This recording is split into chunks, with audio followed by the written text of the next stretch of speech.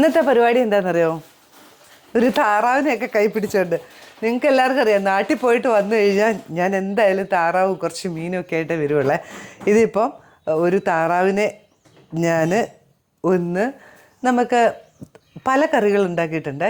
താറാവിൻ്റെ മപ്പാസ് ഉണ്ടാക്കും, താറാവ് റോസ്റ്റ്, പിന്നെ പല രീതിയിലുള്ള കറികൾ ഉണ്ടാക്കും. ഇന്ന് ഞാൻ ഉണ്ടാക്കുന്നത് നമുക്ക് താറാവിനെ ഒന്ന് പെരട്ടിയെടുക്കാം, അതായത് ഒരു തവ ഫ്രൈ പോലെ. അപ്പോൾ എങ്ങനെയാണെന്ന് നോക്കാം. ഇതൊക്കെ ഓരോ പരീക്ഷണങ്ങളാണ്. അപ്പം നിങ്ങളും കൂടെ ഒന്ന് കൂടിക്കോ. ഇത് കിട്ടുമ്പോൾ മുഴുവനായിട്ടുള്ള താറാവാണ്. എന്നിട്ട് നമുക്ക് എങ്ങനെയാണെന്ന് നോക്കാം. അടിപൊളി ടേസ്റ്റാണ്. ഞാൻ ഇതിനു മുമ്പ് ഉണ്ടാക്കിയായിരുന്നു. എന്നിട്ട് ഇത് അപ്പോൾ നിങ്ങളെയും കൂടി ഒന്ന് കാണിച്ചു തരാമെന്ന് വെച്ച് ഉണ്ടാക്കാം. ഇതാ ഒരു താറാവ്, ഒരു മീഡിയം സൈസ് താറാവാണ്, വലിയ സൈസല്ല, ചെറിയ സൈസാണ്. അപ്പം അതിനെ നമുക്കൊന്ന് ഇച്ചിരി ചെറുനാരങ്ങ നീര, അതും പിന്നെ ഞാൻ എടുത്തു വച്ചേക്കുന്ന സാധനങ്ങൾ പറയാവേ. ഒരു സവാള, മീഡിയം സൈസ് ഒരു സവാള, ഒരു 8-10 ചെറിയുള്ളി, ഒരു കഷ്ണം ഇഞ്ചി, ഒരു കുടം വെളുത്തുള്ളി, പിന്നെ കുറച്ച് കറിവേപ്പില, ഒരൊറ്റ തക്കാളി ഇങ്ങനെ മുറിച്ച് വെച്ചിട്ടുണ്ട് 4ആയിട്ട്. പൊടി എന്ന് പറഞ്ഞത് നിങ്ങളുടെ എരിവിന് ആവശ്യത്തിനുള്ള കളറിനും കൂടെ വേണ്ടിയിട്ടാണ് കാശ്മീരി മുളക് 1 സ്പൂൺ എടുത്തേക്കുന്നത്. പിന്നെ ഇത് പെരിഞ്ജീരകം മുഴുവനോടെയാണ് കേട്ടോ, 1/2 സ്പൂണ്.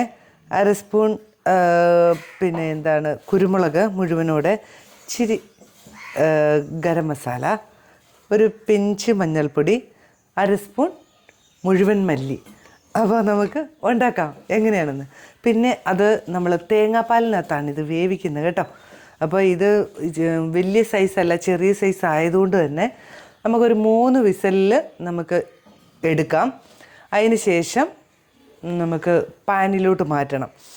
അപ്പോൾ ഇല്ല എങ്കിൽ വലിയ സൈസ് ഉള്ള അല്ലെങ്കിൽ മൂപ്പെത്തിയ താറാവാണെങ്കിൽ നിങ്ങൾ ഉരുളിയിലിട്ടോ അല്ലെങ്കിൽ കുക്കറിലിട്ടോ കുഴപ്പമില്ല. വിസിലിൻ്റെ എണ്ണം ഇച്ചിരി കൂട്ടണം, വേവ് നോക്കണം കേട്ടോ.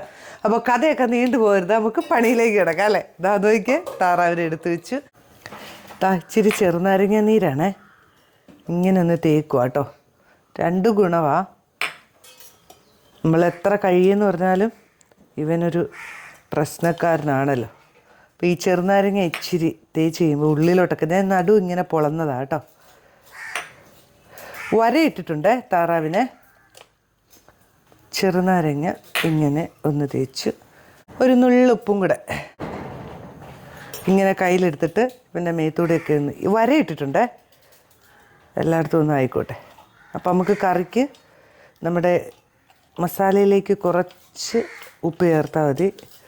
ഇതൊരു 10 മിനിറ്റ് അവിടെ ഇരിക്കട്ടെ കേട്ടോ. നമ്മുടെ താറാവ് ഇവിടെ ഇങ്ങനെ ഇരിക്കാൻ തുടങ്ങിയിട്ട് 10 മിനിറ്റ് ആയിട്ടുണ്ട്.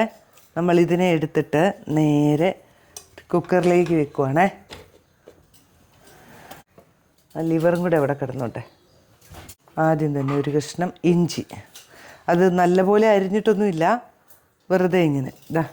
ചെറിയ ഉള്ളിയും അരിഞ്ഞിട്ടില്ല, അങ്ങനെ കിടക്കട്ടെ. സവാള ഒന്ന് അരിഞ്ഞിട്ടുണ്ട്, കുറച്ച് കറിവേപ്പില, വെളുത്തുള്ളി, നമ്മുടെ പൊടികളെല്ലാം കൂടെ അവരെല്ലാവരെയും കൂടെ അങ്ങോട്ട് തട്ടിക്കൊടുക്കാം. മേളിലായിട്ട് തക്കാളിനെ അങ്ങോട്ട് വെച്ചേക്കാം. തേങ്ങാപ്പാൽ ഒഴിച്ചു കൊടുക്കാം. നല്ല കട്ടപ്പാലാണ് കേട്ടോ. തേങ്ങ വെന്ത് കഴിയുമ്പോഴത്തേനും ഒരു എണ്ണ ഇറങ്ങുമല്ലോ, ആ എണ്ണയിലാണ് പിന്നെയുള്ള നമ്മുടെ പരിപാടി.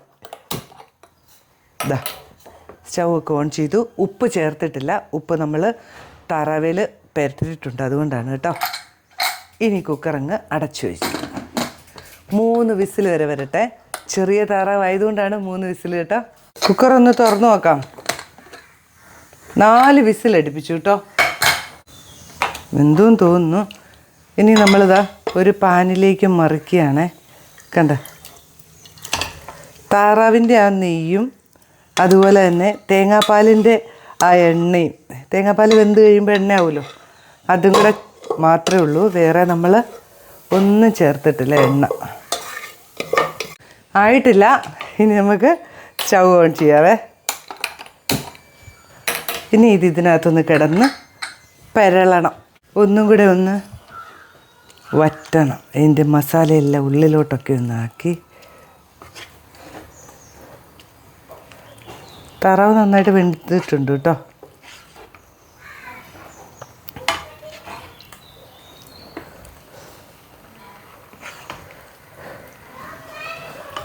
ഉപ്പൊന്ന് നോക്കാവേ.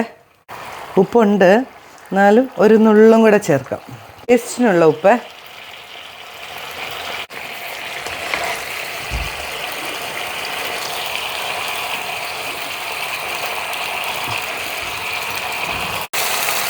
ഇതിങ്ങനെ വറ്റിക്കൊണ്ടിരിക്കുന്ന സമയത്ത് ഒന്ന് തിരിച്ചും കൂടെ ഒന്ന് ഇട്ട് കൊടുക്കണം കേട്ടോ. തിരിച്ചും മറിച്ചും ഒന്ന് ഇടണേ.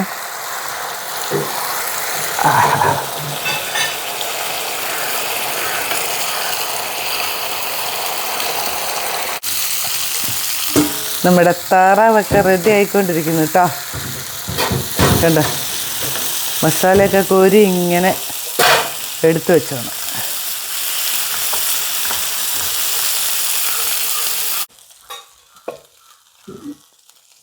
അങ്ങനെ നമ്മുടെ താറാവ് ഇതാ ഇവിടെ റെഡി ആയിട്ടുണ്ടേ. താറാവ് പെരട്ടെന്നോ അല്ലെങ്കിൽ താറാവ് പൊള്ളിച്ചെന്നോ ഒക്കെ പറയാം. അതുപോലെ അത്ര ടേസ്റ്റ്. ഈ മസാല തന്നെ കഴിക്കാം കേട്ടോ. ഇതിൻ്റെ കൂടെ ഏറ്റവും കോമ്പിനേഷൻ പുട്ടാണ് ഇതിന് ഏറ്റവും നല്ല കോമ്പിനേഷൻ. അപ്പം പിന്നെ പുട്ട് ഇഷ്ടമില്ലാത്തൊരു ചപ്പാത്തിയോ പത്തിരിയോ അപ്പോൾ ഒക്കെ കഴിച്ചോ. പക്ഷെ പുട്ടാണ് ഇവന് ഏറ്റവും അടിപൊളി. അപ്പം കഴിച്ചു നോക്കാം, ഒരു രക്ഷയില്ല, ഭയങ്കര ചൂടാണ്.